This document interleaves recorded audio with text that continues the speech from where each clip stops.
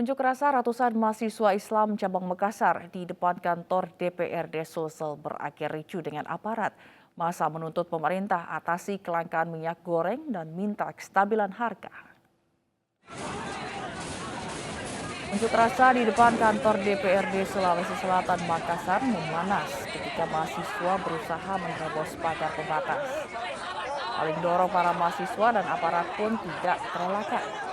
Beruntung aksi massa berhasil dihalau.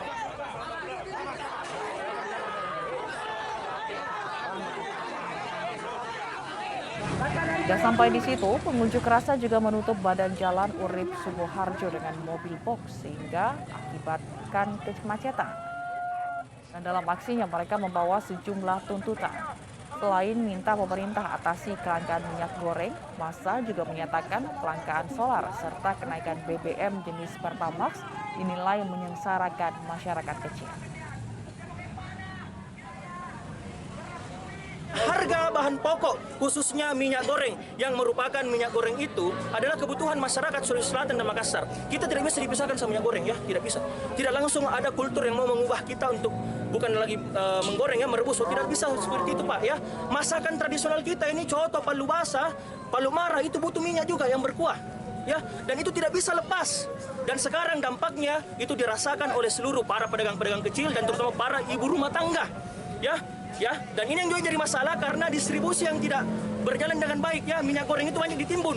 Banyak pelaku-pelaku yang kemudian Aksi demo besar-besaran terkait kelangkaan solar di Balikpapan, Kalimantan Timur dilakukan para sopir truk dan mahasiswa. Aksi saling dorong dan ketegangan sempat terjadi di depan kantor Wali Kota Balikpapan, Kalimantan Timur.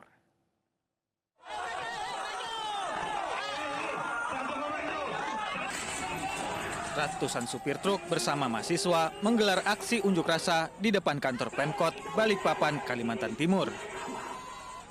Sempat terjadi ketegangan dan aksi saling dorong antara massa dan aparat keamanan. Namun aksi massa berhasil diredam. Pengunjuk rasa yang membawa puluhan truk ini menyerukan protes terkait kelangkaan solar yang terjadi sejak awal tahun 2022. Massa juga menuntut kuota solar subsidi untuk truk ditambah. Saat ini truk roda 6 hanya mendapatkan jatah 80 liter solar per hari. Sedangkan truk roda 8 mendapatkan 200 liter solar per hari. Itu aja, nggak ada yang lain. Minta penambahan, Bang, ya? Penambahan kuota dan penambahan pompa. Berapa lama sih, Bang, biasa ngantri di pom Kak? Paling cepat itu sehari semalam. Paling cepat. Paling lama itu bisa 2 hari 2 malam.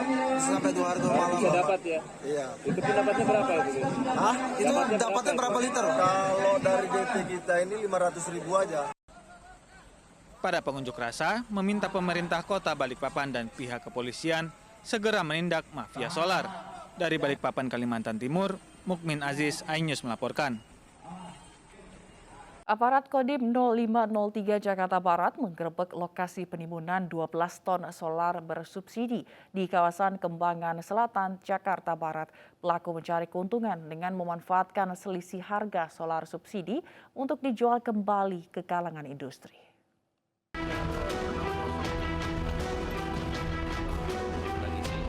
Terbongkarnya praktek penimbunan 12 ton solar bersubsidi di Kembangan Selatan, Jakarta Barat berawal dari kecurigaan anggota Babinsa Koramil Kembangan yang melihat ada mobil box bolak-balik ke lapangan milik Sudin Kebersihan Kota Jakarta Barat. Mobil box ternyata sudah dimodifikasi untuk menyimpan solar dan kemudian dipindahkan ke truk tangki penampung. Solar bersubsidi seharga Rp5.150 per liter dijual ke kalangan industri alat berat dengan harga Rp8.500 per liter. Lebih murah dibanding harga resmi Pertamina yang dijual Rp15.500 per liter. Se-5.150 kan kalau di pom. Terus abang jual lagi kemana? Ya kalau jualnya sih ngacak, istilahnya siapa yang perlu kita kirim, siapa yang perlu. Seperti kita apa, Bang? Salah satunya industri. Salah satunya ya istilahnya kayak proyek kan yang ada alat-alat beratnya kan dia nggak mungkin beli ke pom kan. Makanya kita tawarin nih, ada barang mau nggak? Mau kita kirim. Ternyata dari box ini ada dipindahkan bahan bakar ke tangki. Setelah ditelusuri ternyata box ini di dalamnya dimodifikasi seperti ini, dimodifikasi dengan tangki bahan bakar. Dari situlah dia laporkan kepada kami, kepada saya, Kemudian saya perintahkan dan unit Intel untuk melaksanakan pengamatan lebih jauh. Ternyata betul di sini ada praktek ilegal penimbunan BBM solar seperti itu. Petugas mengamankan 3 unit mobil box berisi solar serta 2 unit truk tangki. Kasus diserahkan ke Polres Metro Jakarta Barat untuk proses hukum lebih lanjut. Dari Jakarta, Miftahul Gani, iNews melaporkan. Pertamina menduga kelangkaan disebabkan penyelewengan penggunaan BBM solar bersubsidi oleh industri sawit hingga pertambangan. Komisi 6 DPR minta Pertamina segera atasi kelangkaan solar di sejumlah daerah di Indonesia. Kalau yang subsidi itu tidak mengcover industri tambang dan perkebunan sawit.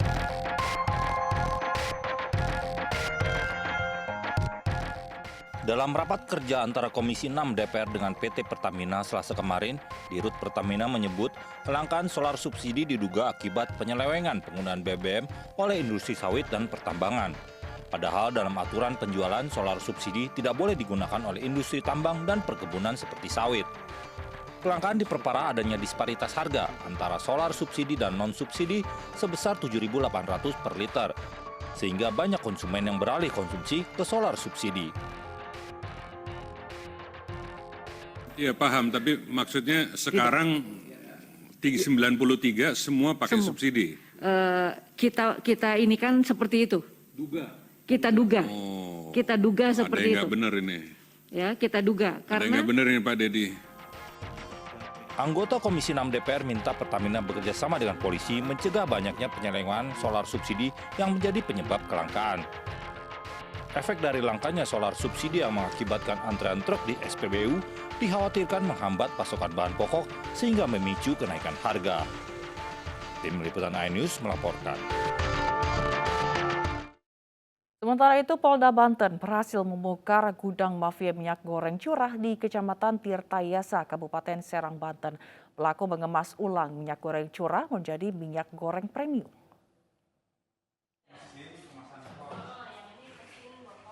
Polisi menggerebek gudang minyak goreng curah yang mengemas ulang minyak goreng curah menjadi minyak goreng premium. Setelah dikemas, pelaku menjual minyak goreng curah seharga Rp20.000 per liter atau lebih mahal dari harga yang ditetapkan pemerintah. Polisi mengamankan barang bukti 1.300 botol minyak goreng. Sedangkan pelaku terancam pidana maksimal 5 tahun penjara atau denda Rp50 miliar. Tak sabar mengantri, ratusan ibu-ibu di Pandeglang, Banten saling dorong untuk mendapatkan minyak goreng kemasan 2 liter. Beberapa balita bahkan terjepit saat dibawa orang tuanya mengantri.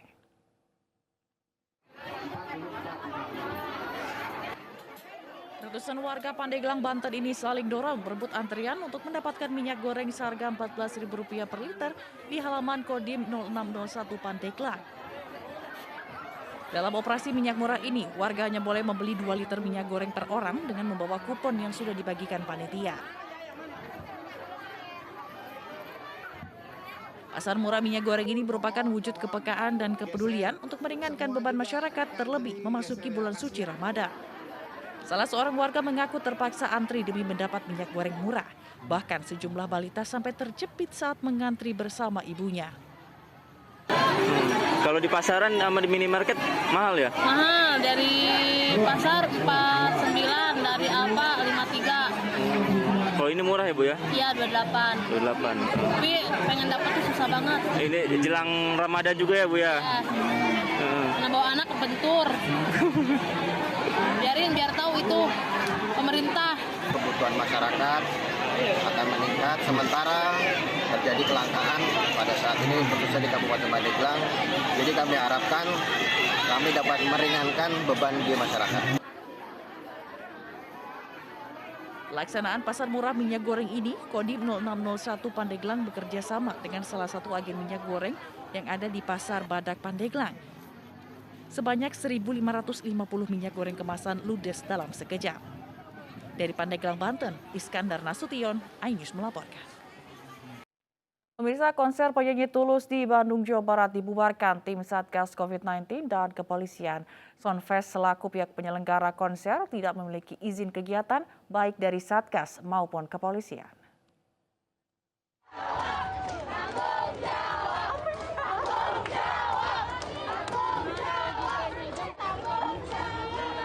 Teriakan warga ini terus bergema saat konser penyanyi Tulus di Critical Eleven Komplek Bandara Hussein Sastra Negara Bandung, Jawa Barat dibubarkan tim Satgas COVID-19 beserta aparat kepolisian. 15 menit dari sekarang, silakan meninggalkan tempat ini karena tidak ada izin. Terima kasih. Penonton yang telah membeli tiket merasa kecewa dengan Soundface sebagai pihak penyelenggara karena konser tersebut tidak mengantongi izin kegiatan, baik dari Satgas COVID-19 maupun kepolisian.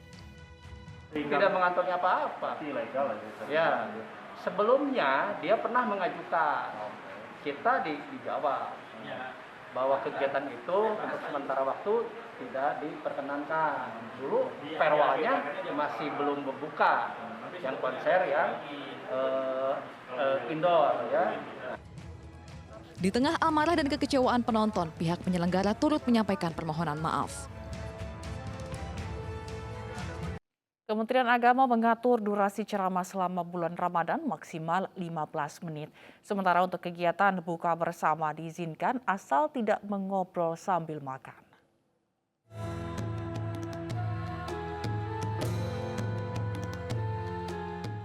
Kementerian Agama Republik Indonesia atur durasi ceramah selama bulan Ramadan maksimal 15 menit. Peraturan berlaku untuk ceramah di masjid atau musola jelang waktu berbuka puasa maupun saat sholat tarawih. Aturan dibuat untuk menekan penyebaran COVID-19 di tengah pelonggaran aturan beribadah. Pemerintah juga tetap minta masyarakat patuhi protokol kesehatan selama beribadah. Maka dari itu kami dalam harmonisasi edaran ini juga memperhatikan hal-hal tersebut, Mbak. Jadi apa yang telah ditetapkan oleh pemerintah dalam hal protokol kesehatan secara keseluruhan itu harus kita taati gitu ya, termasuk dalam kegiatan-kegiatan di bulan Ramadan, termasuk buka puasa bersama, kemudian juga mungkin ada sahur dan lain sebagainya. Sementara itu terkait kegiatan buka bersama, pemerintah melalui Satgas COVID-19 mengizinkan kegiatan buka bersama saat Ramadan. Namun saat kegiatan buka bersama tidak diizinkan mengobrol saat makan. Kan masker saja. Kemudian kalau buka puasa bersama, ya sebaiknya dijaga jarak yang cukup dan tidak usah berbicara pada saat kita makan. Ini hal-hal yang prinsip kebersihan dan jangan lupa untuk cuci tangan sebelum makan supaya betul-betul kita selalu bersih dan sehat. Jadi semua bisa dilakukan asal betul-betul adaptasinya dengan protokol kesehatan. Satgas COVID-19, Kementerian Agama, dan pemerintah daerah ingin memastikan pelaksanaan buka bersama Ramadan saat Ramadan nanti dijalani dengan mematuhi protokol kesehatan. Dari Jakarta, tim Liputan iNews melaporkan. Sementara itu, setelah sempat kehabisan stok, pihak pemerintah Kota Bekasi dan Polres Metro Bekasi Kota, Jawa Barat kembali menggelar vaksin booster bagi masyarakat di gerai vaksin Stadion Patriot Chandra Baraga. Tingginya animo masyarakat yang hendak melakukan vaksin booster menyebabkan antriannya panjang.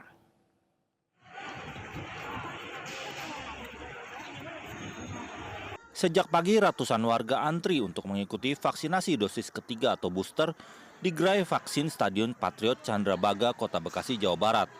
Padahal sehari sebelumnya, vaksinasi booster di gerai Stasiun Patriot Chandra Baraga mengalami kehabisan stok. Ratusan orang rela antri untuk vaksin booster sebagai syarat mudik lebaran. Namun kurangnya pengawasan membuat antrian mengabaikan protokol kesehatan. Saya sudah vaksin booster ya, puskesmas udah pada habis, sini. Ini dari pihak mana yang ngadain? Dari pihak mana ya? Yang ngadain ini vaksin? Dari Bayangkara ya. Dari polisi? Dari Bayangkara. Bayangkara. Oh, dari jam berapa ngantri tadi? Yang udah diserahkan? 8 dari jam 8. Oh iya.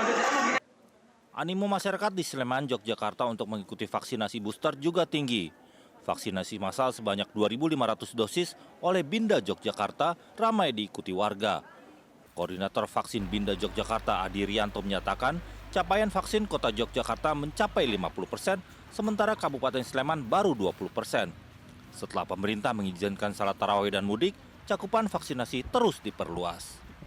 Dari Bekasi, Jawa Barat dan Daerah Istimewa Yogyakarta, tim Liputan iNews melaporkan. Warga Kabupaten Bandung Barat, Jawa Barat juga menyerbu lokasi vaksinasi booster atau vaksinasi dosis ketiga sebagai syarat mudik tahun 2022. Ratusan warga sudah berdatangan untuk menjalani vaksinasi yang diselenggarakan Polres Cimahi, TNI, dan pemerintah Kabupaten Bandung Barat.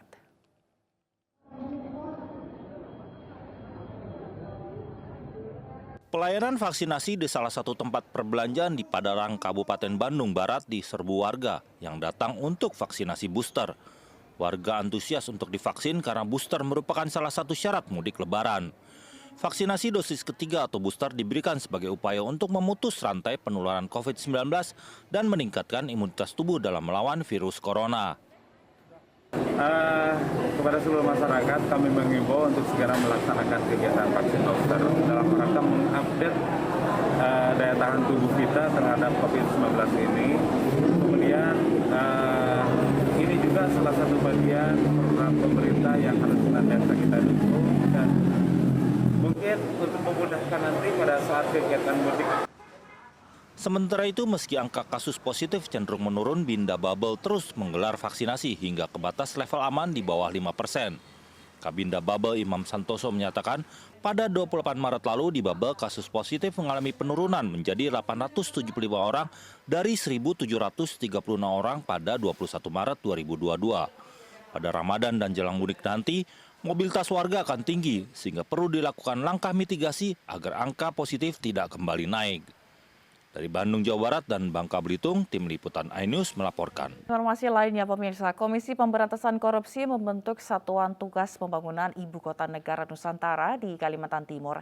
Hal itu guna mengawal pembangunan Ibu Kota Negara agar transparan. Ketua, Wakil Ketua, kami hormati. Pertama-tama marilah kita menjadi puji syukur. Ketua Komisi Pemberantasan Korupsi mengikuti rapat kerja dengan Komisi Hukum DPR RI di Komplek Parlemen Senayan. Dalam rapat ini, Ketua KPK Firly Bahuri menyampaikan KPK telah membentuk Satuan Tugas Satgas Pengawasan terhadap Pembangunan IKN Nusantara. Satgas KPK ini bertugas mengawal pembangunan IKN Nusantara dari persiapan, pemindahan pemerintahan hingga pemanfaatan aset. Hal ini masuk dalam kajian KPK 2022 dalam rangka menopang pendapatan negara bukan pajak.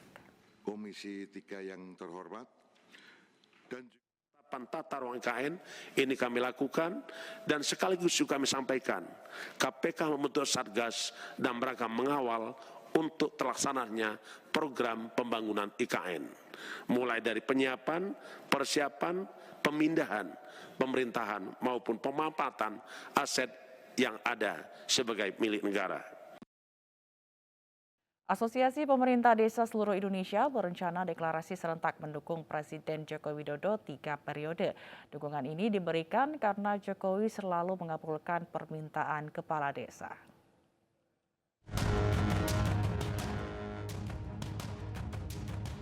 Abdesi memberikan dukungan kepada Jokowi di acara pemberian gelar Bapak Pembangunan Desa kemarin.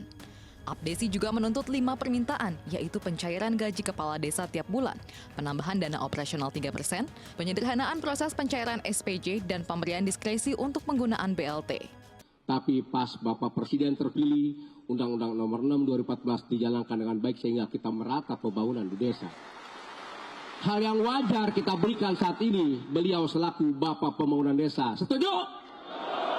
Kalau setuju, tidak perlu munafik depan saya. Berdiri semua kalau setuju. Bangun! Belakangan dukungan terhadap Jokowi 3 periode muncul dari Abdesi. Meski demikian, Jokowi menyatakan akan taat konstitusi.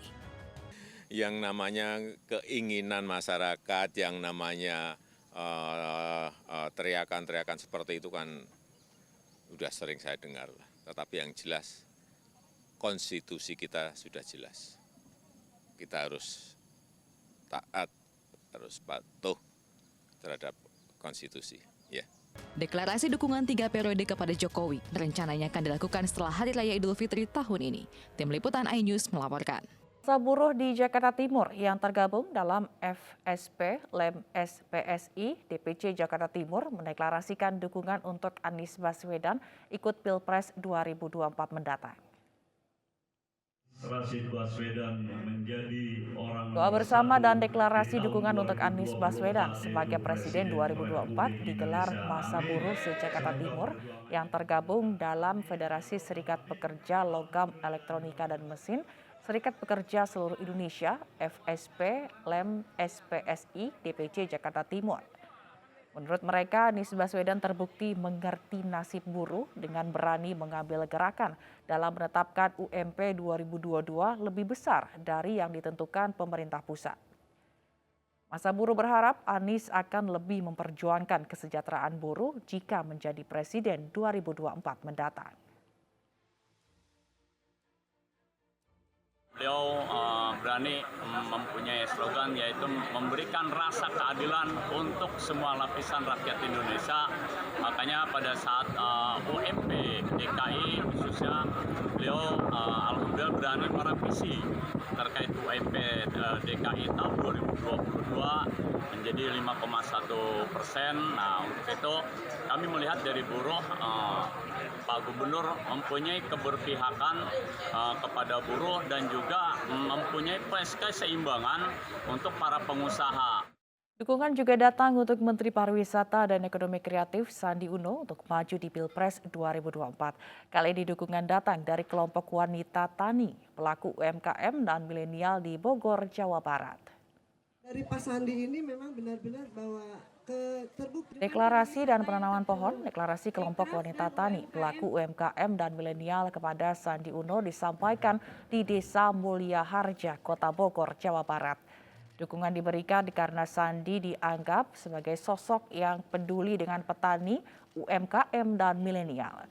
Selain deklarasi, acara juga diisi dengan pembagian sembako dan penanaman pohon. Kami, militan Sandi Uno. Wanita tani ya ingin punya sosok pemimpin yang memang benar-benar peduli terhadap petani, bagaimana petani selama ini mengalami kesulitan untuk mendapatkan pupuk, sulit untuk mendapatkan bibit, dan mereka juga harga hasil produksinya itu juga dijual murah, bahkan kadang-kadang tidak terjual karena bersaing dengan barang-barang impor. Nah, ini yang memicu kami petani berpikir ingin punya pemimpin yang peduli dengan kehidupan petani, dengan hasil produksinya, sehingga hasil produksi tidak sia-sia. Candi Borobudur dikunjungi dua presiden. Presiden Jokowi mendatangi Candi Borobudur sebagai persiapan ajang G20.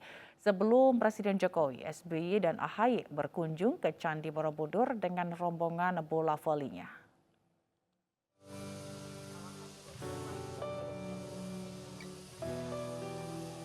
Presiden ke-6 RI Susilo Bambang Yudhoyono siang tadi berkunjung ke Candi Borobudur. Didampingi AHY dan rombongan tim bola volinya, SBY menyempatkan diri menyapa pengelola dan mengunjungi Candi Borobudur.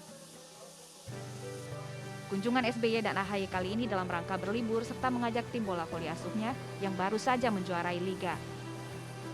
Selalu menyenangkan, saya dan keluarga sama istri tadi mendampingi Pak SBY dan juga keluarga besar klub bola voli Lapani yang baru saja menjuarai Pro Liga.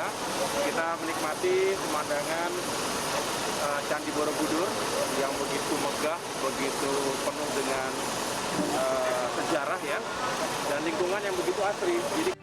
Setelah didatangi SBY, Candi Borobudur kembali kedatangan tamu istimewa.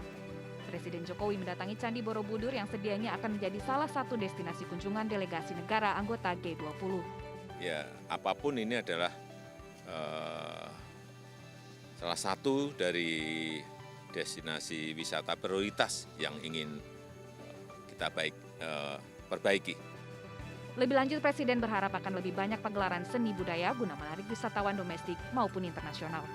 Tim Liputan iNews melaporkan. Menggandeng Lembaga Kemanusiaan Rumah Yatim, Oki dan Good Mood menggagas program Ramadan Berbagi Itu Seru dan Asik. Nantinya sebagian hasil penjualan dari produk Oki dan Good Mood dialokasikan untuk tabungan pendidikan bagi anak dengan disabilitas.